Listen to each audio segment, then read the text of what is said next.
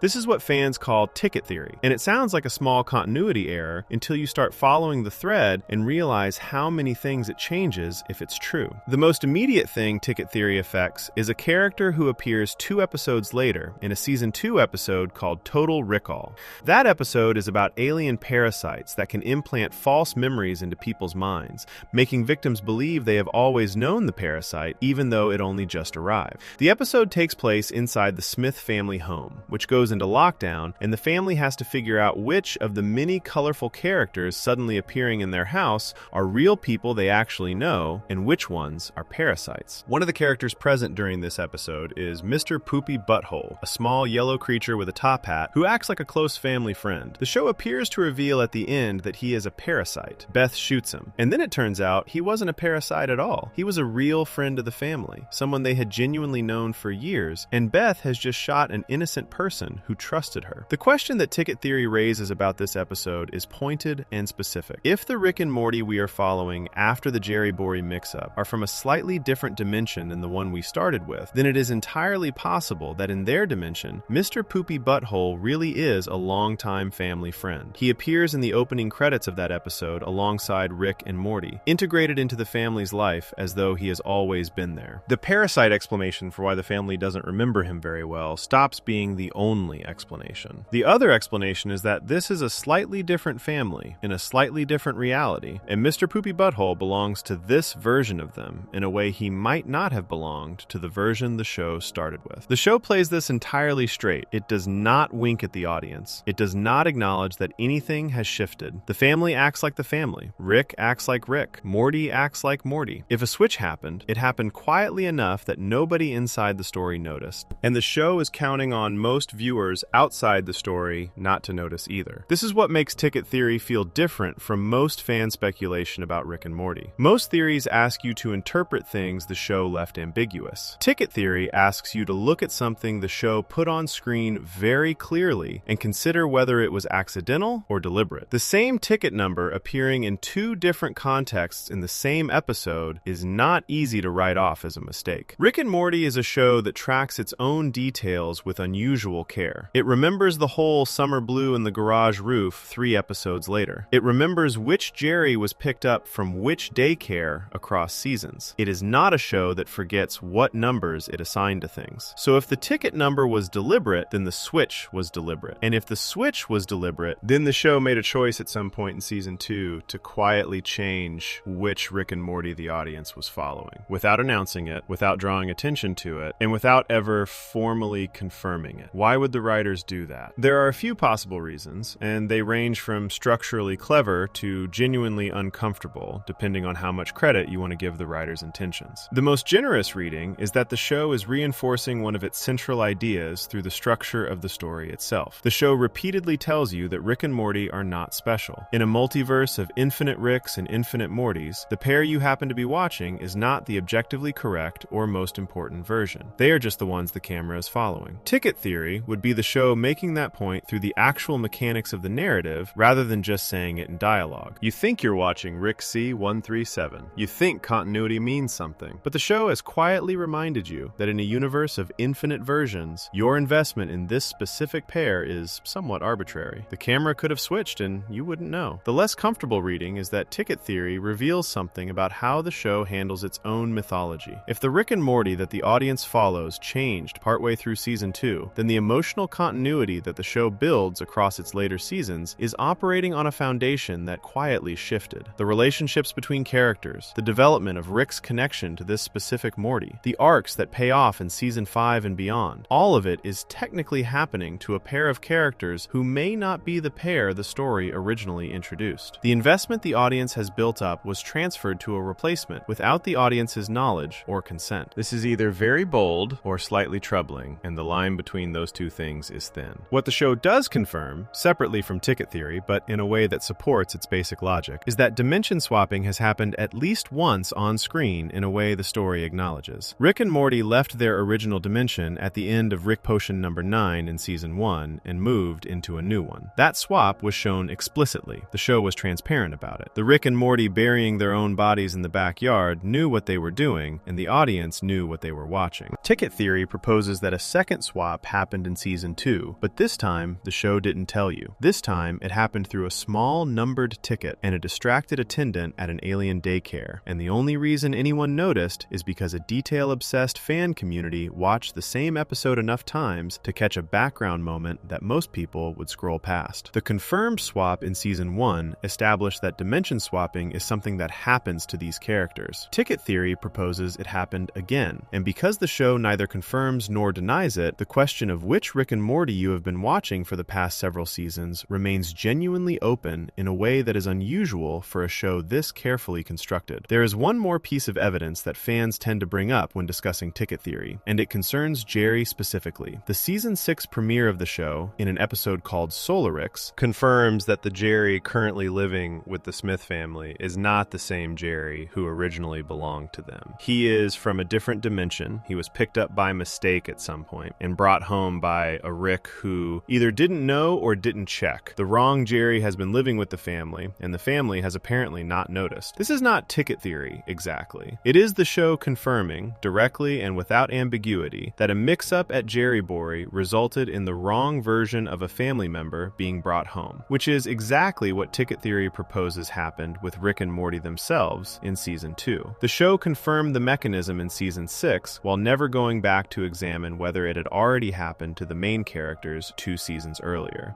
Either the writers confirmed the mechanism and left the implication for the audience to find, or the confirmed Jerry mix-up in season 6 is an unrelated coincidence. Rick and Morty is not a show that does many unrelated coincidences. The thing ticket theory leaves you sitting with is quiet and a little vertiginous. If it's true, then the emotional journey the show has taken you on since roughly season 2 belongs to a Rick and Morty who are not the ones the show introduced in its first season. The growth is real. The relationships are real. The moments that made you feel something are real, but they happened to the understudies. The originals are out there somewhere, in the multiverse, living a version of events the show decided not to follow. show, and the Rick and Morty you love might be, in the most technical sense, the wrong ones. Before we move on, if you're enjoying this analysis, please consider subscribing. It helps the channel tremendously. But the swap that Ticket Theory describes is small and quiet compared to the swap that the show eventually confirms in its own mythology. Because the show does eventually tell you that there was a Rick who came before Rick C-137 in the dimension we follow. A Rick who was darker and colder and more genuinely dangerous than the Rick we know. A Rick who killed people for reasons that had nothing to do with survival or protection or even self-interest. And the theory about why that Rick did what he did and what it created and how it set every other event in the show into motion is the deepest and most carefully evidenced theory in this entire video. That's Theory 5. Theory 5. Rick Prime was always the real monster, and C-137 made him. There is a version of Rick that the show kept hidden for 5 full seasons. Not hidden in the way a mystery is hidden, where you know something is being kept from you and you spend time trying to figure out what it is. Hidden in the way a wound is hidden, where you can see the person flinching away from something without knowing what caused the flinch. The show let you watch Rick C-137 for 5 seasons before it told you what he was actually running from. And when it finally showed you, in the season 5 finale, and then more completely across season 6, the thing it revealed recontextualized almost everything that came before it. The hidden version of Rick is called Rick Prime by the fan community. The show itself never settles on a clean name for him, which feels appropriate. He is the Rick who lived in the dimension the show follows before Rick C-137 arrived. He is the Rick who belonged to the Beth and Jerry and Summer and Morty that the audience watches, the original occupant of that family before C-137 moved in and made himself at home. He left before the show begins. He abandoned that family entirely, the same way most versions of Rick abandon their families, and he went out into the multiverse to do whatever he wanted without anyone to answer to. He is also the Rick who destroyed Rick C-137's original family. The show reveals this in fragments, as it tends to do with its most important information. The clearest version of the story comes in season 6, but pieces of it were visible as early as season 3 if you knew what you were looking for. What happened, as best as the show allows you to understand it, is this. Rick Prime was the first Rick, or at least among the first, to independently develop the technology for traveling between dimensions. He figured it out on his own, without being taught by another Rick, which the show indicates is extraordinarily rare. Almost every other Rick in the multiverse eventually received this technology from another Rick who had it first. Rick Prime and Rick C-137 are established as the only 2 Ricks who developed it entirely through their own intelligence. This matters because it means Rick Prime had the technology before almost anyone else, and he used that head start in a very specific way. He traveled to the dimension where Rick C-137 lived. At that point in time, Rick C-137 was not the weathered, gray-haired, constantly drinking person that the show presents. He was younger. His wife Diane was alive. His daughter Beth was alive and small. They were a family, living a life. And then Rick Prime showed up with a device that opened doors between realities and offered to share it with C-137. Rick C-137 said no. The show does not fully explain why he said no, and the exact nature of the offer and refusal is one of the things left to interpretation. But what it shows you is the consequence of that refusal. Rick Prime left. And then, from somewhere else in the multiverse, he detonated a device in Rick C-137's driveway. The explosion killed Diane. It killed Beth. Rick C-137 survived, wounded, and when he recovered enough to understand what had happened, he was left alone in a dimension that no longer had the people he had built his life around. Rick Prime killed them to punish Rick C-137 for saying no. Not for any strategic reason. Not because they posed a threat to him. Not as a side effect of something larger he was trying to accomplish. He killed a woman and a child because the version of himself in that dimension declined an offer, and Rick Prime considered that refusal an insult significant enough to respond to with murder. He then left, went back to the multiverse, and continued doing whatever he wanted. Sit with that for a moment, because the show asks you to. This is not a complicated villain motivation. It is one of the simplest and most chilling ones possible. Rick Prime did not want power over C-137. He did not need something from him. He killed his family because he could, because C-137's refusal annoyed him, and because the concept of consequences for his actions had become so foreign to him by that point that the idea of facing any never seems to have crossed his mind. He is what happens when a person of extraordinary intelligence lives long enough in a world with no limits and no one capable of stopping them. He stopped being able to imagine that other people's lives had weight. Rick C-137's response to this was to spend decades hunting hunting him. Not immediately. The show is careful to show you that the grief came first. C-137 did not leap from the wreckage of his family into a revenge mission. He was hurt, physically and in every other way. And he went through whatever a person who is also the smartest being in the universe goes through when they lose everyone they loved in an afternoon. But eventually, he developed his own dimension-traveling technology, as he always would have, and he started looking. He killed other Ricks in the process, a lot of them. The show indicates that C-137's hunt for Rick Prime took him through countless dimensions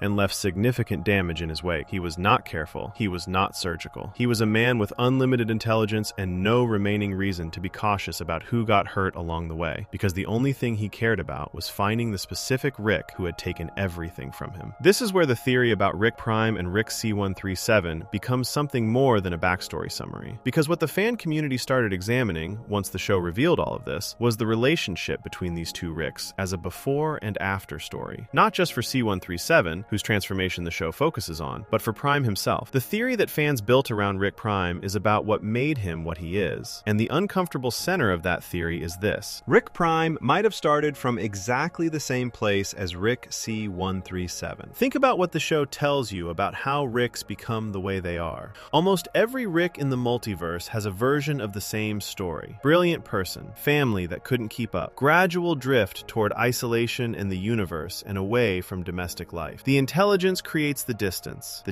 creates the loneliness creates the drinking or the recklessness or the nihilism, depending on which Rick you're looking at. Rick C-137 went through this process too, or he was going through it before Rick Prime intervened. The show suggests that C-137 might have eventually left his family in the same way most Ricks do, drifted away into the multiverse, let the relationships atrophy. The fact that he said no to Rick Prime's offer doesn't necessarily mean he would have stayed. It might have just meant he wasn't ready yet, or that he didn't want to go on someone else's terms. But here is what the theory proposes. Rick Prime, when he killed C-137's family, did not just take away the people C-137 loved. He took away the possibility of a clean departure. He took away the slow, gradual distancing that most Ricks go through, where the love fades naturally and the person is still alive, just unreachable. He replaced it with sudden and violent loss, the kind that forecloses all other possibilities at once. C-137 could not slowly stop caring about Diane and Beth. They were taken before the slow stopping had a chance to happen, which means Rick C-137, uniquely among all the Ricks the show has shown you, never fully made it through the process of detachment that the others completed. He is the only Rick who knows with absolute certainty that he loved his family, because he knows with absolute certainty that the loss of them broke him. Other Ricks drifted away and can tell themselves the detachment was natural, was just who they are, was the inevitable result of being too smart for ordinary life. C-137 cannot tell himself that story. He knows what he had. He knows what it felt like to have it, and he knows it was taken from him. This is why he is different from other Ricks, in ways the show keeps highlighting. He is more capable of genuine connection than almost any other version of himself the show presents. He formed a real bond with Bird Person. He developed real feelings for the Morty he found in the Smith family's dimension. He cried when he thought he was losing Beth in the season 2 finale. Other Ricks, the cold council members and the smug Citadel officials, and the Rick Prime who started all of it, do not do these things. They completed the detachment. C-137 never got to. Rick Prime, by killing his family, accidentally preserved C-137's humanity. This is the theory's most striking claim, and it is the one that is hardest to dismiss once you see it. The most monstrous act in the show's backstory, the murder of a woman and child by a man who felt entitled to do it, produced as its direct result the only Rick in the multiverse who still functionally knows how to love people. C-137 is broken by what Prime did. He is alcoholic and reckless and self-destructive and keeps everyone at arm's length with tremendous effort. But underneath all of that, he still has the capacity for the thing that most versions of himself have long since burned away. And Rick Prime, who did the killing, is the show's portrait of what Rick C-137 might eventually have become without that intervention. A being of pure intelligence with no remaining attachment to anything or anyone. A person for whom other lives are at best useful and at worst mildly irritating. The show confirms that Prime killed his own Jerry in his original dimension and abandoned his own Beth before the show begins, treating the people who should have been his family as inconveniences to be removed. He did not become this way because something terrible happened to him. He became this way because nothing stopped him from drifting as far as he wanted to drift, and he wanted to drift very far indeed. Rick C-137 wanted wanted revenge on him for decades. When they finally fought in Season 7, it was the culmination of a story the show had been building since the very first hints of Rick's backstory in Season 3. The confrontation was violent and emotional and real in a way that very few moments in the show managed to be simultaneously. And when it was over, the hole it left was not satisfaction. It was the particular emptiness of finishing something that took so long to finish that finishing it no longer means what you thought it would mean. C-137 got his revenge. It did not bring anyone back. It did not undo the loss or fill the years or restore the life that Prime took from him when he set off a device in a driveway and walked away. What it left was a Rick who had spent so long defining himself by the hunt that he had to figure out, afterward, who he was without it. The Smith family was the answer. Not by design, not because Rick chose them as a project or a replacement, but because he had been living with them long enough, and the Morty he found there was patient and present and annoying in a specific way that Rick had apparently missed without knowing he missed it. And somewhere in the years between moving into their garage and finally ending the thing with Prime, the borrowed family stopped being borrowed. Rick Prime made Rick C-137 a monster in some ways. He also, accidentally, kept him from becoming the specific kind of monster that Prime himself became. That is the theory. And the show, across its most carefully constructed seasons, gives you enough to believe it. Before we move on, if you're enjoying this analysis, please consider subscribing. It helps the channel tremendously. The story of Rick Prime and Rick C-137 is about what one Rick did to another Rick from outside, but there is a different theory about something that was built not as an act of violence, but as a structure, a system, a civilization. The Citadel of Ricks. A floating city where thousands of Ricks and their Mortys live together under rules and laws and social hierarchies. The show presents it as something Rick C-137 despised and fought against. But the theory about why it was actually built, and whose interests it was actually built to serve, suggests that C-137's hatred of it was not just personality. It was because the Citadel was built to control him specifically. That is Theory 6. Theory 6. The central finite curve was built to cage Rick C-137's revenge. The Citadel of Ricks is one of the most visually striking things Rick and Morty ever put on screen. It is a massive structure floating in the space between dimensions, built to house an entire civilization of Ricks and their Mortys. When the show first takes you inside it properly, in the Season 3 episode called The Ricklantis Mix-Up, what you find is something that looks less like a superhero base and more like a city, with all of a city's problems.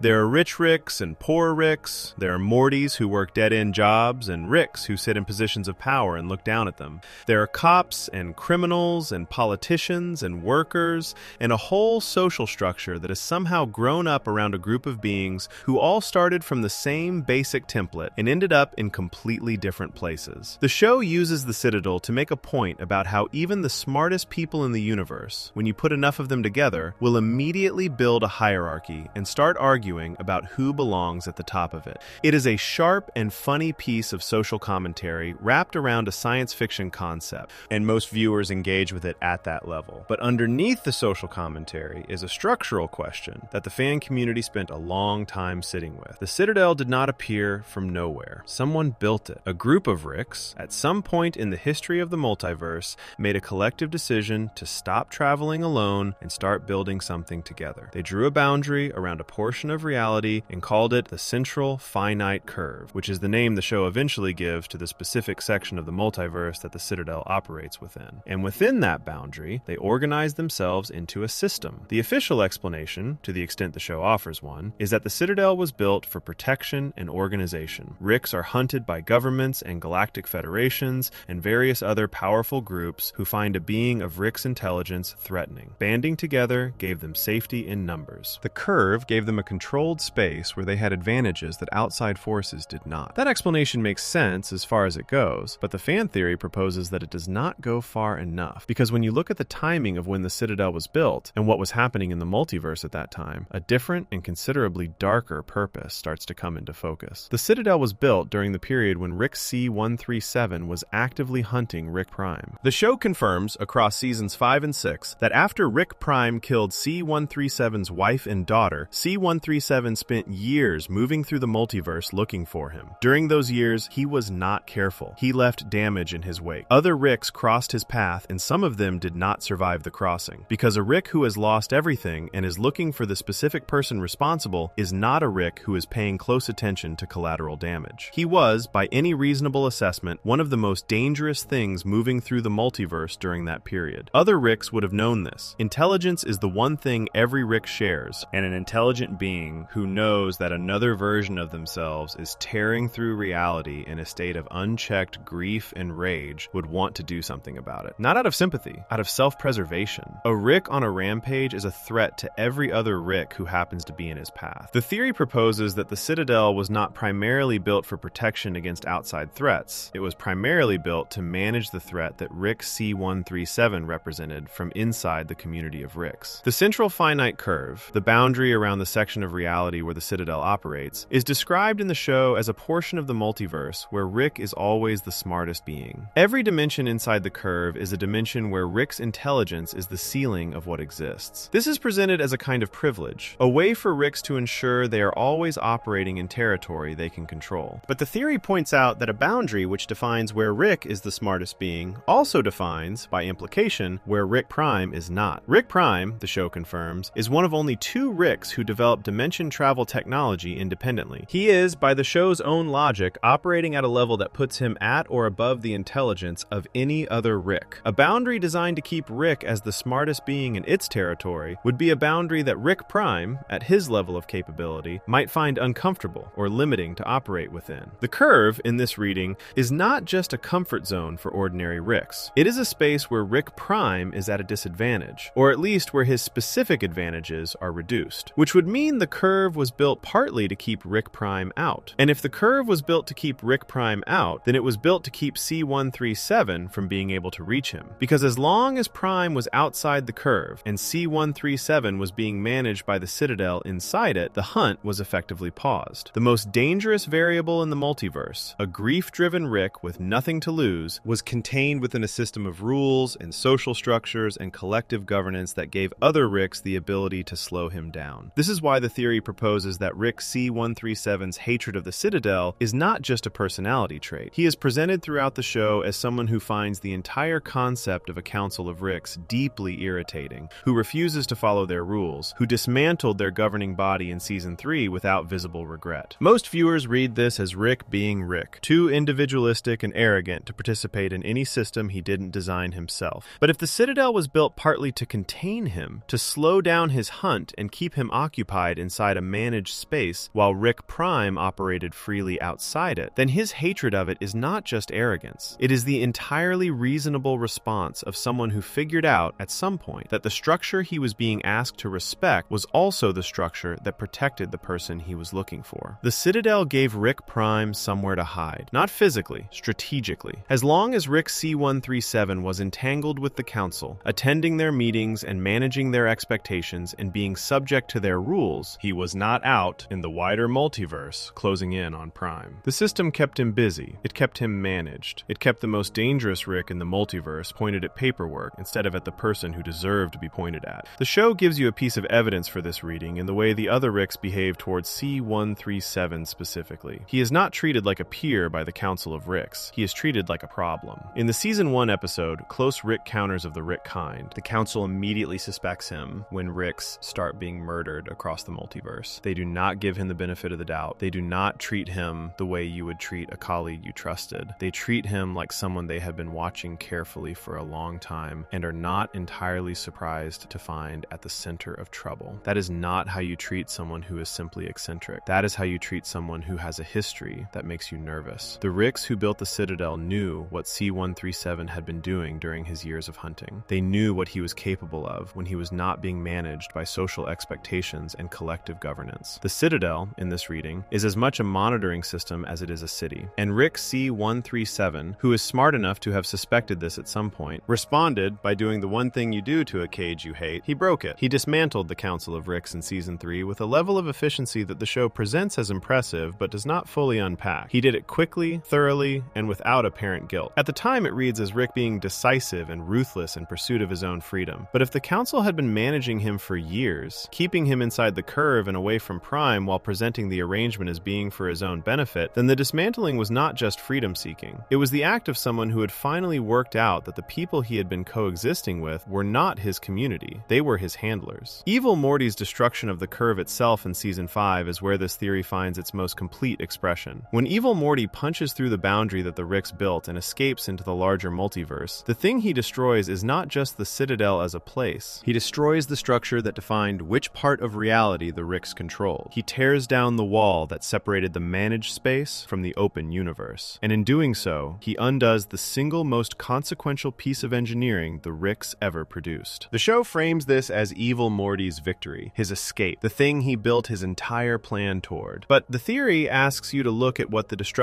of the curve actually means for Rick C-137, separate from what it means for Evil Morty. With the curve gone, the boundary between managed Rick space and the wider multiverse no longer exists. The strategic protection that the curve offered, the way it limited certain kinds of movement and capability within its borders, is gone. Rick C-137 is no longer operating inside a controlled space. He is out in the full multiverse, which is exactly where he needed to be to find Rick Prime. The destruction of the curve, which happens because of Evil Morty's plan and has nothing to do with C-137's intentions, accidentally gives C-137 access to a multiverse he had been structurally kept from fully reaching. Evil Morty broke the cage to escape it himself, and C-137 walked out of it right behind him. Whether the writers intended this specific reading is impossible to know with certainty. What is certain is that the show confirms the curve existed, confirms it was built by Ricks, confirms it created a boundary around a specific portion of reality, and confirms that its destruction opened up movement across the multiverse that had previously been restricted.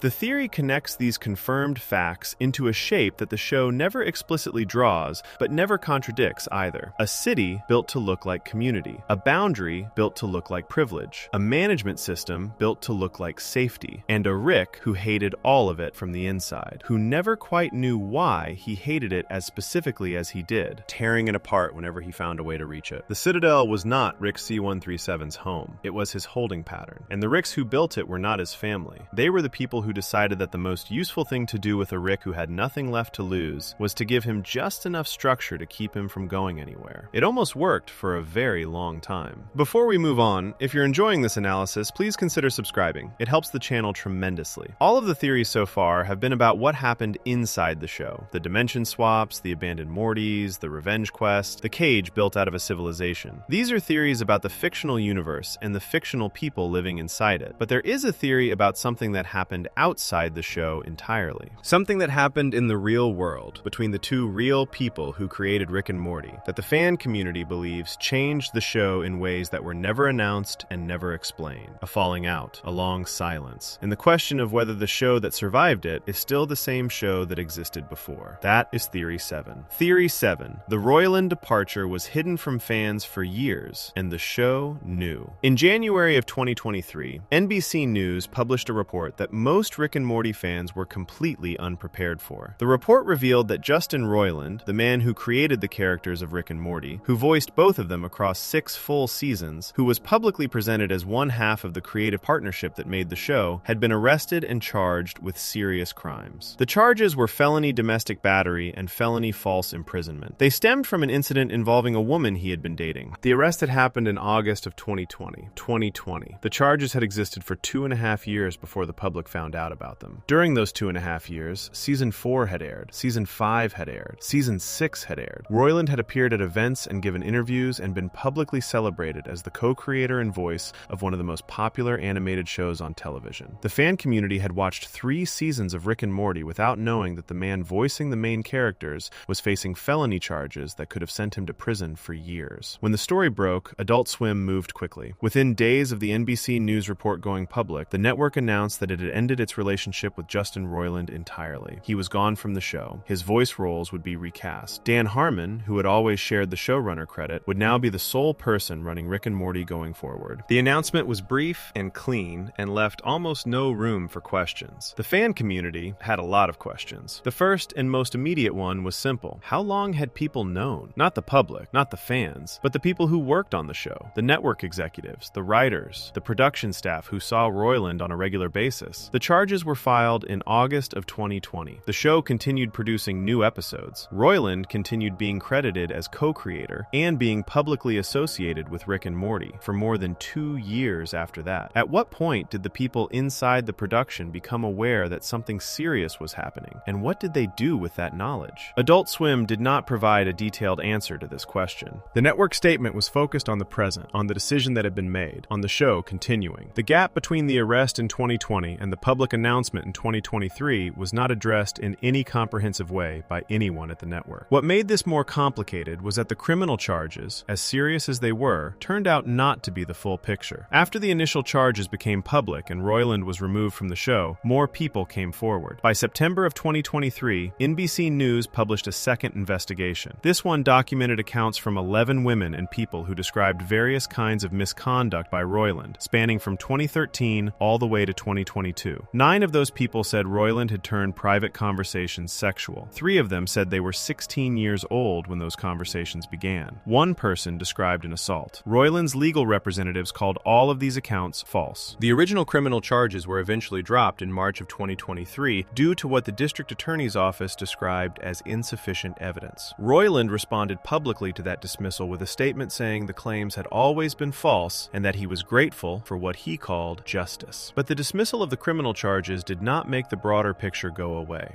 The pattern of accounts that the second NBC News investigation documented was extensive enough and covered enough years of Royland's career that the fan community was left with a deeply uncomfortable question. If this behavior had been happening since 2013, which is the year Rick and Morty first aired, then it had been happening for the entire run of the show, during every season, while the show was being made. This is where the theory becomes specifically about what the show knew and when it knew it. The information that came out after Royland's removal was not exclusively about his behavior outside the workplace. There were accounts from inside the production as well. It was reported that during the 3rd season of Rick and Morty, a female writer on the show had raised concerns about Royland's behavior in the workplace. These concerns were apparently addressed at the time, but the details of how they were addressed and what consequences, if any, followed for Royland were not made fully public. What was made public, through Dan Harmon's own account in an interview with The Hollywood Reporter, was that the working relationship between Harmon and Royland had been deteriorating for years before any of this became public knowledge. Harmon was candid in that interview in a way that surprised many people who followed the show closely. He described how Royland had begun withdrawing from the creative process as early as season 2. At first, it was gradual, Royland becoming less present in the writer's room, less involved in the day-to-day decisions about the show. By season 3, it had become more pronounced. A mediator was brought in at some point during season 3 production to try to address the tension between the two creators. The mediation did not resolve anything. By season 3's end, Royland had essentially stopped showing up to the production in any meaningful capacity. He was not in the writer's room. He was not contributing to story decisions or script development. His involvement in the show had reduced to recording his voice lines from a home studio, alone, and sending them in. The character voices that millions of people associated with Rick and Morty were being produced by a person who was no longer functionally part of the team making the show. Harmon described the last time he and Royland spoke. It was in 2019, over text message. The conversation became confrontational in a way that Harmon said was unlike anything that had come before it. Royland said things about his unhappiness that he had not said before. The exchange ended the friendship. After that text conversation, they did not communicate again. Harmon said he still did not fully understand why things ended the way they did. Between 2019 and 2023, Rick and Morty continued to produce and release new episodes. Seasons 4, 5, and 6 all came out during this period. Dan Harmon was running a show whose co-creator he had not spoken to in years, while that co-creator's voice was still on every episode, and while criminal charges against that co-creator were quietly working their way through the legal system. The fans watching those seasons had no idea any of this was happening. The show's public-facing presentation during those years gave no indication that anything was wrong. Royland was still credited. His name was still on everything. Interviews and promotional material continued to treat Rick and Morty as the product of a functioning creative partnership. This is the specific thing the theory is about. Not just that Royland did bad things, and not just that the charges existed before the public knew. The theory is that the presentation of Rick and Morty as a healthy, ongoing collaboration between two equal creative partners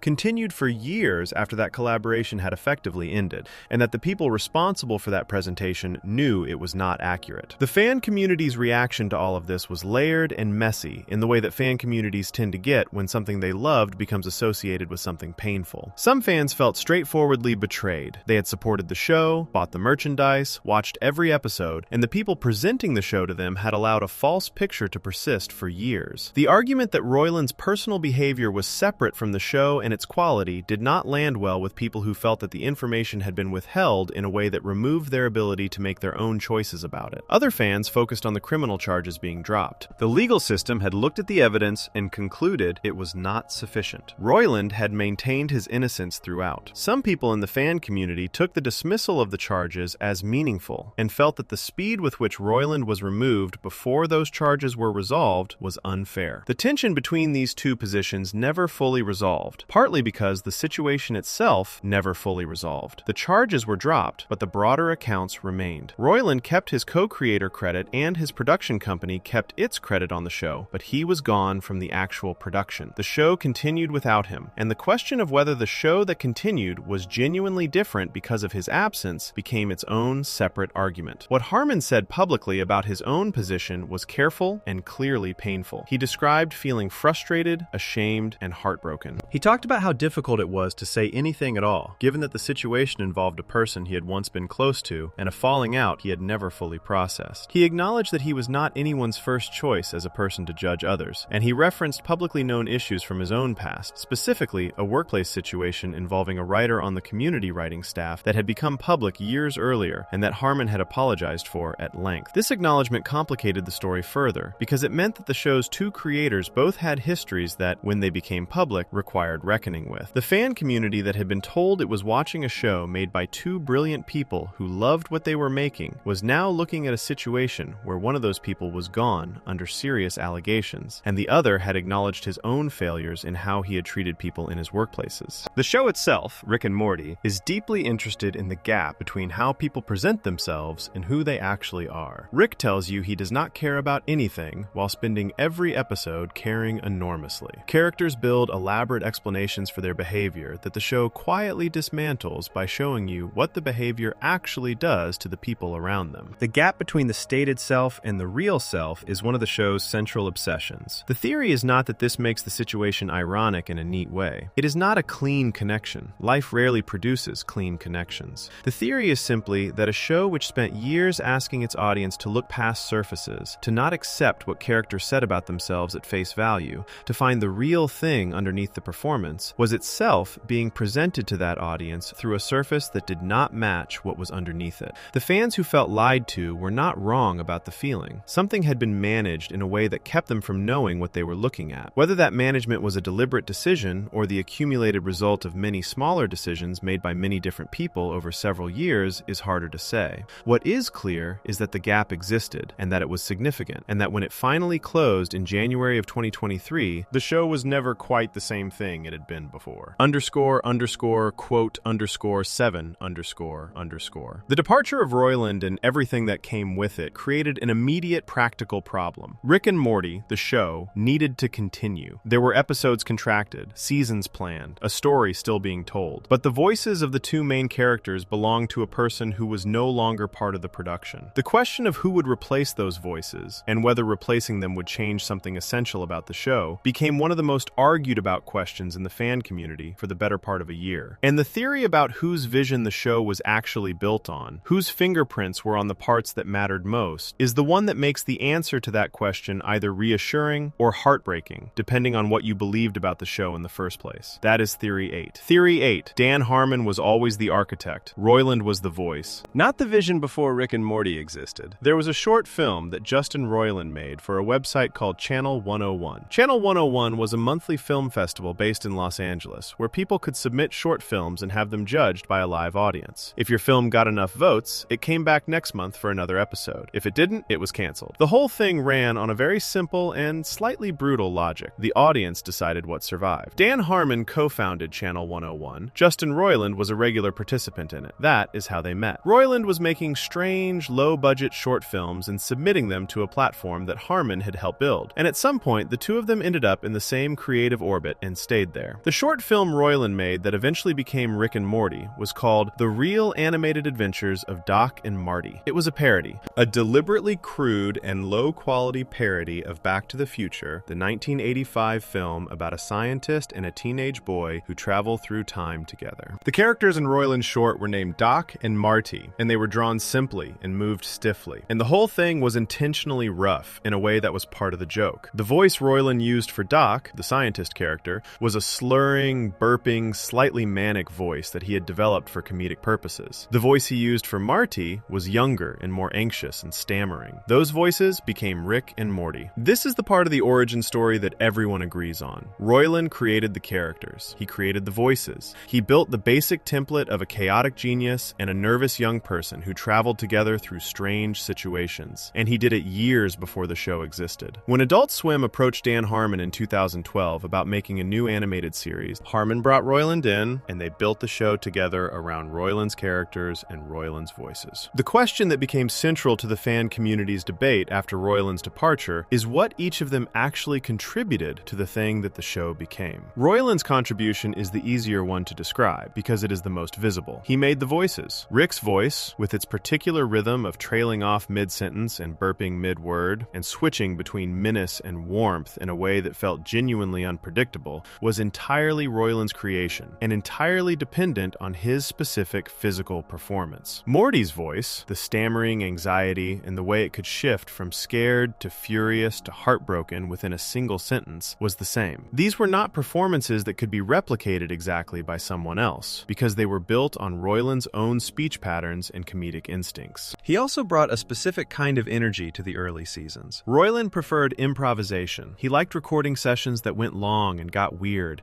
and produced unexpected material that the writers had not planned for. Some of the most beloved lines and moments from the early seasons of Rick and Morty came from Royland going off script in the recording booth and landing on something that was funnier or stranger or more affecting than what had been written. The writer's room would plan a scene, Royland would voice it, and sometimes what came out was different enough from the plan that the animators had to adjust. That looseness, that sense of a performance that was slightly out of control in a productive way, gave the early seasons a texture that felt alive. Harmon's contribution is harder to point at directly because it lives in the structure rather than the surface. Dan Harmon is a writer who thinks obsessively about story shape. He developed something he called the story circle, a framework for how stories move through different phases of character need and transformation. And he applied it to every episode of Community and brought the same instinct to Rick and Morty. The idea that Rick's nihilism is not what it appears to be, that it is a defense mechanism built over genuine pain, that the show should be working towards something emotionally real underneath all the chaos and comedy, that the characters should grow and change and mean something. Those are Harmon's fingerprints. The serialized mythology of the show, the Rick Prime arc, the backstory about Diane, the careful construction of Evil Morty's plan across multiple seasons, the way small details in early episodes became important later, all of this requires a writer who thinks in long arcs and maintains careful continuity. Royland's strengths were not in long arcs. His strength was in the moment, in the voice, in the specific texture of a scene as it was being performed. He was, by every account that emerged after his departure, not particularly interested in the serialized story building that became the show's most praised quality. This is where the accounts from inside the production become important, because they give a specific picture of what each person actually contributed during the seasons when both of them were present. Harmon confirmed in his Hollywood Reporter interview that Royland stopped being involved in the writer's room as early as season 2. He stopped attending the sessions where stories were broken, where episode ideas were developed from scratch, where the writers argued about what Rick would do in a given situation and why it mattered. The people doing that work across the majority of the show's run were Harmon and a team of writers that Harmon assembled and led. Royland's involvement from season 3 onward was almost entirely confined to the recording booth. He voiced the characters, he gave the performances, and then he went home. The decisions about what the characters would say, what the stories would mean, where the mythology was going, those were being made by Harmon and his team while Royland was elsewhere. An important additional detail that emerged after the departure is that Royland had not written an episode of Rick and Morty since season 1. This surprised many fans who had assumed, reasonably given his co-creator status, that Royland was contributing to the writing throughout the show's run. He was not. The scripts, from season 2 onward, were produced by a writer's room that operated under Harmon's creative direction. Royland's name was on the show. His voice was in it. His creative input to the actual scripts was essentially absent for most of the show's existence. Mike Lazo, who was an executive at Adult Swim during the show's early years and was present for the tensions between the two creators,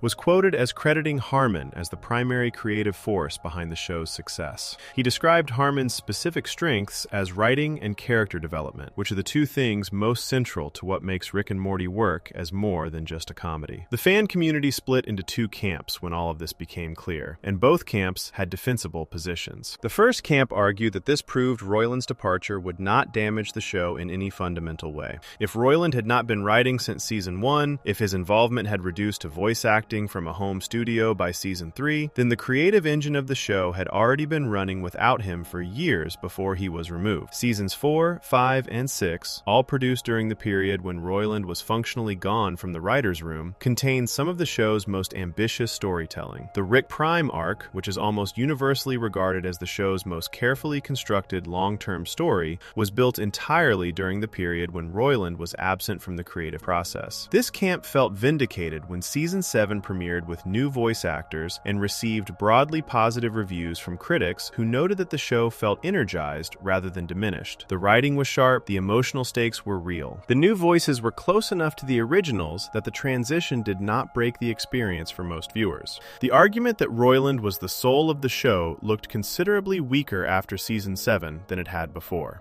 The second camp argued that this misunderstood what Royland had actually provided. Not the writing, which the evidence clearly showed was Harmon's domain, but something harder to measure and harder to replace. The specific texture of the performances, the improvised moments, the quality that made Rick sound like a real person rather than a written character. Animation is a medium where the voice performance is doing an enormous amount of work because there is no physical actor on screen to carry meaning through expression or body language. Everything comes through the voice. And the voice that Royland had built for Rick over years of performance, the specific rhythms and quirks and unpredictable moments, could be approximated by a skilled sound-alike, but could not be exactly reproduced. This camp also pointed to the show's overall quality trajectory. The show was at its absolute peak in seasons 1 through 3, the period when Royland was most present. It remained very good in season 4. Season 5 was widely considered the weakest season, the one where the writing felt least connected and the emotional stakes felt lowest. Season 6 recovered somewhat. Season 7, despite the positive critical reception, became the show's lowest rated season as of the time this is being written. Whether the quality trajectory is about Royland's absence or about other factors, natural creative cycles, the difficulty of sustaining any show across 7 seasons, the disruption caused by a very public and messy departure from a key figure, is genuinely impossible to say with certainty. What is possible to say is that the mythology the show built around itself, the idea of two creators working together to make something that neither could make alone, was not quite accurate for most of the show's run. One of them was in the writer's room every day, wrestling with story problems and character arcs and what the show was actually trying to say. The other was voicing the characters and then leaving. Both of those things mattered. Both of them are real contributions to a real show that genuinely affected millions of people. But they are not equal contributions in the way the public presentation suggested. And the fan community's argument about which one was more essential is not really about Royland and Harmon as individuals. It is about what a show actually is. Is it the voices that bring the characters to life in the moment? Or is it the architecture of who those characters are and what their stories mean? Rick and Morty, as a show, has a consistent answer to this question. It is a show that believes the architecture matters more than the surface. Rick's voice, his swagger, his apparent confidence is explicitly identified by the show itself as a performance built over something more fragile and more important underneath. The show keeps asking you to look past the surface to find the real thing. It does this in almost every significant story it tells. The theory is not that one creator was good and the other was bad, or that one of them deserved what happened and the other did not. The theory is that the show was always more fully one person's vision than its public presentation admitted, and that the clearest proof of this is how much of the show's most celebrated work was produced during the years when that person was working largely alone. Before we move on, if you're enjoying this analysis, please consider subscribing. It helps the channel tremendously. With Royland gone and the show continuing under Harmon, a very specific and very practical question had to be answered. Someone needed to be Rick. Someone needed to be Morty. The search for those voices took 6 months, involved thousands of people auditioning, and produced a result that the fan community received in exactly the divided way you would expect. But the theory about what that search actually revealed, about what it told the audience about the nature of the show they loved, is more interesting than the debate about whether the new voices were good enough. That is Theory 9. Theory 9. Rick is already dead. He has been for a long time. There is a scene in season 1 of Rick and Morty that most people remember as a funny moment and then move past. It happens in an episode called Rick Potion Number 9, the same episode where Rick accidentally turns the population of Earth into monsters prisoners, and he and Morty are forced to abandon their original dimension entirely. After the dimension swap, after they have buried their own dead bodies in the backyard and walked back into the house and sat down to dinner with a family that does not know they are replacements, the show cuts to Morty sitting outside alone. It is night. He is on the swing set in the backyard, a few feet from the fresh graves, and he is crying in a way that is not played for comedy at all. It is just a teenager sitting in the dark next to his own grave crying because the life he had is gone and the life he is in now belongs to someone else. Rick walks past him. He does not stop. He does not sit down. He does not offer comfort in any recognizable form. He says something brief and dismissive and keeps walking, and the show moves on. What the fan community eventually started focusing on is not what Rick says in that moment, but how he moves through it. He is not surprised by what happened. He is not grieving. He is not processing the loss of an entire dimension full of people the way someone would process it if this were the first time something like this had ever happened to them. He handles it with the efficiency of someone running a familiar routine. He knows exactly what to do. He knows how to find a parallel dimension where the replacement bodies are available. He knows how to make the swap clean. He has done this before, or something very much like it. And the theory that the fan community built around this observation is one of the quietest and most unsettling ones in the entire catalog of Rick and Morty speculation. The theory is that Rick C137 has already died. Not metaphorically, not in a spiritual or emotional sense, though those readings apply too. Literally. At some point before the show begins, the original Rick who belonged to the life he was living ended his own life. And the Rick who has been walking through the show ever since is a Rick who survived by jumping to a new dimension at the last possible moment, carrying nothing with him except the intelligence to keep moving and the wound that made him want to stop. The evidence starts with a Reddit post from a user called DJ Jazzy Dwarf, who pointed to a specific moment in an episode called Rick Potion Number 9, where Rick and Morty discover their own dead bodies during the dimension swap. Most characters, confronted with the physical sight of their own corpse, would have some kind of reaction: fear, nausea, existential distress. Morty is visibly shaken. Rick looks at his own dead body, assesses the situation, and immediately knows what to do with it. He is calm in a way that is not explained by his general toughness or his intelligence. He is calm in the specific way of someone for whom this is not entirely new territory. Someone who has already stood near a version of himself that stopped living and had to make a decision about what to do next. The theory proposes that this is not the first time Rick has handled his own death, that at some point in his past, in a dimension that the show never visits directly, Rick reached a point where he chose to end things. And that instead of dying, because Rick is Rick and even his most desperate moments come with a contingency plan, he jumped. He used the dimension traveling technology he had developed to move into a reality that was missing its Rick, the same way he and Morty would later move into a reality that was missing its Rick and Morty in Rick Potion Number 9. The evidence that the fan community finds most compelling for this reading is in the photographs again. The photographs on Bird Person's wall, the ones from before the show begins, show a version of Rick who looks genuinely different from the one the audience knows. He is cleaner. His face does not carry the permanent expression of exhaustion and mild contempt that defines him in the present. He is not drooling. He is not hunched. He is standing like someone who has not yet decided that the universe deserves his worst opinion of it. At some point between those photographs and the beginning of the show, something happened that changed Rick into the person the audience sees. The obvious answer the show provides is the loss of his wife Diane and his daughter Beth in his home dimension, killed by Rick Prime. That loss is real, and the show treats it seriously as the defining wound of Rick's life. But the theory asks whether the loss alone fully explains the specific kind of damage the show presents. Because grief, even catastrophic grief, does not necessarily produce the specific texture of Rick's behavior. It does not explain the drinking at the level Rick drinks. It does not explain the casual familiarity with death that he demonstrates in moments like the one in Rick Potion Number 9. It does not explain the sense that Rick is operating on borrowed time and knows it, and has made a certain kind of peace with that knowledge. A man who has already tried to die and survived through his own contingency would have a different relationship with mortality than a man who has only grieved. He would know something that most people do not know, which is what it feels like to stand at that particular edge and then step back from it. Not because he chose to live exactly, but because living was what his own intelligence arranged for him, even when he was not sure he wanted it to. That knowledge would not make him fearless. It would make him something more complicated than fearless. It would make him someone who understands that survival does not not require consent. The show addresses something close to this directly in an episode from Season 2 called Autoerotic Assimilation, which is one of the most discussed episodes in the fan theory community, for reasons that go beyond its plot. At the end of that episode, after Rick has lost something that the show strongly implies he genuinely loved, he goes down to his garage lab. He builds something. He sits down in front of it. The device he has built activates, and it is clearly directed at himself, and then it fails, and Rick passes out, and the show cuts to the next morning, where everything appears to continue as normal. The show does not comment on this scene. It does not acknowledge it in subsequent episodes in any direct way. It simply shows it and moves on, the way Rick moves on from most things. But the fan community has never moved on from it, because what the scene shows, whatever Rick intended in that moment, is a Rick who in a moment of real pain built something and pointed it at himself. The show does not tell you what would have happened if the device had worked. It does not need to. The intention is clear enough from the construction of the scene. A Rick who has been at that point before, who survived a previous version of that moment by jumping to a new dimension, would approach the scene in the garage differently than someone encountering that edge for the first time. He would know the terrain. He would know what it feels like to be there. And the calm with which he sits in front of what he built, the absence of fear or hesitation, suggests someone for whom this is not entirely unfamiliar ground. The theory extends into the show's treatment of Rick's body and his relationship to it across the series. Rick has died multiple times within the show itself, in various ways across various episodes, and has been brought back through cloning technology and body swapping and various other science fiction mechanisms. The show treats this as part of the comedy, as another example of Rick's absurd invulnerability. But the fan community has pointed out that Rick's relationship to his own physical death within the show is remarkably casual, even for a person with access to resurrection technology. He does not seem to value the continuity of his specific body in the way most people value the continuity of their specific existence. He moves between bodies and clones and dimensions with an ease that suggests he decided at some point that the specific physical version of himself was not the thing worth protecting. What he protects is the intelligence, the memory, the accumulated experience of being Rick. The body is just the current container. This is a worldview that most people arrive at philosophically, as an abstract idea. Rick appears to live it as a practical matter, making decisions about his own physical self the way most people make decisions about replacing a broken tool. This is either a very advanced form of wisdom about the nature of identity and self, or it is the specific kind of detachment that develops in a person who has already decided once that the current version of themselves was not worth continuing. Both readings are available in the show. The show never chooses between them. What the show does consistently is present a Rick who is more comfortable with the concept of his own ending than any character who genuinely wanted to continue should be. He makes jokes about it. He references it casually. He puts himself in situations where death is a real and immediate possibility with a frequency that exceeds what even recklessness would explain. The drinking is part of this. The show does not treat Rick's drinking as a comedy detail in the way some shows treat character quirks as neutral background texture. It treats it as something that is doing damage, something that is connected to pain, something that the people around Rick register as concerning even when they do not say so directly. A man who survived his own attempt to stop by jumping to a new dimension, who woke up in a borrowed life with a borrowed family in a borrowed reality, might drink the way Rick drinks, not to feel good, not even primarily to feel less, but because the borrowed life never quite feels real enough to treat with care, and the drinking is a way of acknowledging that, of keeping the distance between himself and the life he is living that stops the loss of it from being too much to bear when it eventually comes. Because in Rick's experience, loss always comes eventually. He lost Diane, he lost Beth, he lost his original dimension, he lost whatever Morty he had before the Morty the show follows. He lost his friendship with Bird Person when Bird Person was turned into a weapon against him. He lost his friendship with Harmon, which is the real world loss that the show mirrors in its fiction, though neither creator ever framed it quite that way. A person who has lost that many things, who survived losing them by moving on to the next available reality, might start to feel less like a person living a life and more like a consciousness moving through a series of containers, none of them permanent, all of them eventually ending. That is the theory. Not that Rick is dead in the present tense of the show, but that he has been dead in some essential way for a very long time, since before the show begins, since the moment in his past when he reached an edge and did not step back so much as fall sideways into the next available existence. The person walking through the show, drinking and building and adventuring and refusing to say he loves the people he loves, is running on the momentum of a survival survival that was not entirely chosen. He is alive because his intelligence kept him alive even when he was not sure he wanted it to. And he is not entirely sure what to do with that. The show never says this out loud. It does not need to. It builds the picture carefully enough across enough seasons that the outline becomes visible if you are willing to look at it directly. Rick is not okay. He has not been okay for a very long time. And the nihilism, the drinking, the borrowed family, the refusal to acknowledge what any of it means to him is a man managing the specific weight of a life he did not entirely choose to continue. __quote_9___. All 9 of the theories in this video have been about Rick, or about the show, or about the people who made it. They have been about what is hidden and what is revealed, and what the gap between those two things costs the people on both sides of it. The 10th theory is about all of it at once, about Rick and Harmon and the show and the real-world story behind it, and the possibility that the most personal thing Dan Harmon ever made was hiding in plain sight inside a cartoon about a drunk scientist and his grandson the whole time, and nobody said it out loud. That is Theory 10. Theory 10. The show knew Royland was gone, and wrote Rick's isolation into the mythology. There is a specific kind of loneliness that comes from working alongside someone who is no longer really there. Not gone in the physical sense, still credited on the same documents, still associated with the same project in every public conversation, still referred to in the same breath as you when people talk about the thing you both made. But gone in the way that matters, which is the way where the actual daily work of making the thing has become yours alone, and the collaboration that everyone describes exists now mostly as a memory of something that used to be true. Dan Harmon knows what that feels like. He lived inside it for years. By his own account, the last real conversation he had with Justin Roiland was a text message exchange in 2019. Not a meeting, not a phone call. A text conversation that turned confrontational in a way that had never happened before, where Royland said things about his unhappiness that he had not said across all the years they had worked together. And then the conversation ended, and the friendship ended with it, and they never spoke again. Harmon said in his Hollywood Reporter interview that he still did not fully understand why things ended the way they did. He described telling Royland he was worried about him, that he was scared Royland was not going to come back, and that the exchange went somewhere he could not follow, and then simply stopped. After that text exchange, Harmon went back to making Rick and Morty. Seasons 4, 5, and 6 were all produced after the last conversation between the two creators. 3 full seasons of a show about 2 people who travel through the universe together, made by one person working with a writer's room he assembled, while the other person recorded voice lines from home and had no contact with the creative process beyond that. The show about a duo was being made, for the last several years of Royland's involvement, by one half of that duo working essentially alone. The theory is that Harmon put this into the show, not as a deliberate decision, not as a coded message he sat down and planned, but in the way that writers inevitably put their real lives into their work when the real life is pressing hard enough against them. The theory is that the story Rick and Morty was telling in those final seasons, the Rick Prime arc, the long hunt, the grief that would not resolve, is in significant ways the story of what happened between the 2 men who created it. The Rick Prime arc is the show's most emotionally ambitious piece of long-term storytelling. It asks you to take seriously the idea that Rick C-137 has been defined for decades by the loss of someone who came into his life and then destroyed everything around him when they left. Rick spent years hunting that person. He built his survival around the hunt. He moved into a borrowed life in a borrowed dimension and kept going, not because he had chosen to keep going exactly, but because the hunt gave him a reason to stay in motion. When the hunt finally ended in season 7, what was left was not peace. It was the specific emptiness of finishing something that had held you together for so long that you had forgotten how to exist without it. Now hold that next to what Harmon was living through during the same years. He was running a show publicly understood as a joint creation, while privately managing the reality that his creative partner had been absent for years. He was building a mythology about loss and isolation, and the question of what a person does with decades of grief during the years when he himself had lost the partnership that the show was built around. He was making something that still had both their names on it, alone, in a writer's room that Royland had stopped entering years before. The parallel is not a perfect one. Life parallels never are. Harmon is not Rick, Royland is not Rick Prime. The specific details are different in almost every way, but the emotional shape of both stories is similar enough that once you see it, it becomes hard to look at the Rick Prime arc as purely a piece of fiction that Harmon invented from scratch.